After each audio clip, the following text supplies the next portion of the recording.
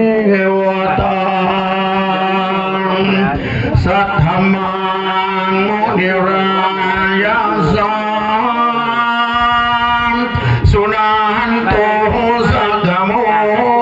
ทดาสักเคกะเมจารุเกเชริสิธาราตาเตจันดาริเกวิมาเน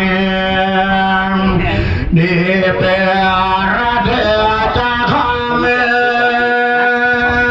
ตารุวันดาเนเขวันดุมมิเขเตภูมา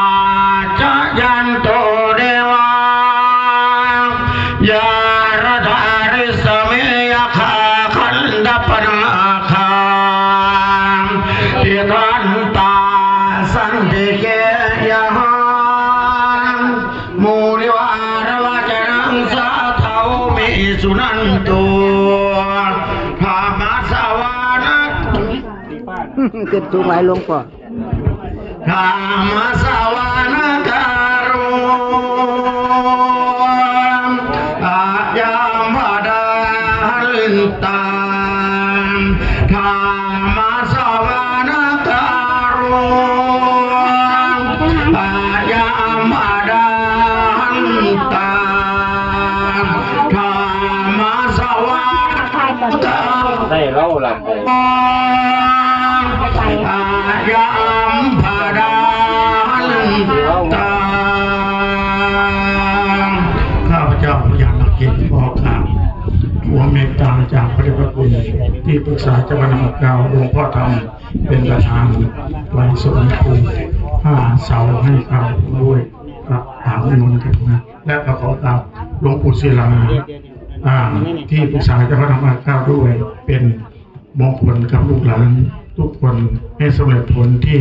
ข้าพเจ้าทุกคนได้ปรารถนาณบัดนี้ให้สำเร็จกิจลงทุกประการเถิดสาธุสาธุ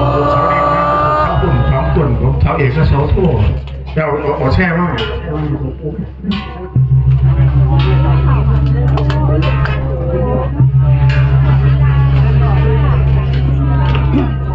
ภาวะเรื่อยๆที่พิโสเขาว่า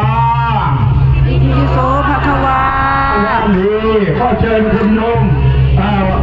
โกสิ่งมาเป็นประธานประชารัฐนะนะครับอิติปิโสภาวะ อิติปิโสภะคะ เลิ วา ศงามดี เลิกงามยามดี พุทธชัยศรี บุญให้สี มหาเศรษฐีลาภ